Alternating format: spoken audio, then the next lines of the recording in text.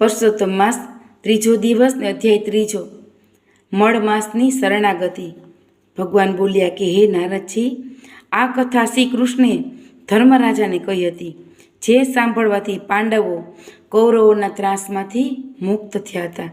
તેથી અર્જુને પૂછ્યું કે હે પ્રભુ, આ માસને અધિક માસ સાથી કહેવાય અને એનું વ્રત કરવાથી શું ફળ મળે? તે અમને કૃપા કરીને કહો। શ્રી કૃષ્ણ બોલ્યા કે વર્ષ, માસ, દિવસ, પોર, ઘડી, પલ અને વિપલ આ બધા કાળ સમયના વિભાગો છે। સમુદ્ર, નદી, તળાવ, ઝરણા એ બધા જળના વિભાગોના અધિષ્ઠાતા દેવો અલગ અલગ હોય છે। આ વિભાગોને તેમના દેવોની કૃપાનું સુખ મળતું હતું। તેમાં 12 મહિનાના અવશેષ સમા 3 વર્ષે આ એક અધિક માસનો ઉમેરો થયો।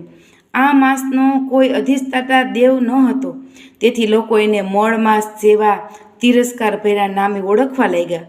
આ માસમાં સૂર્ય એક રાશિમાં રહેતો હોવાથી તેને નિંદાપાત્ર અને મલિન ગણી એને કોઈ સત્કાર્ય પણ કરતું નહીં, અને બધા આ રીતે અડધૂત થયેલા માસે નિરાશ થઈ અને આપઘાત કરવાનો વિચાર કર્યો। એકવાર તો પોતાનું દુઃખ કહેવા મારી પાસે વૈકુંઠમાં આવ્યો અને પ્રણામ કરીને પોતાનું દુઃખ કહેવા માંડ્યું। હે સોનક મુનિ બોલ્યા કે હે સૂતજીવજી, તો એ કથા અવશ્ય અમને સંભળાવો।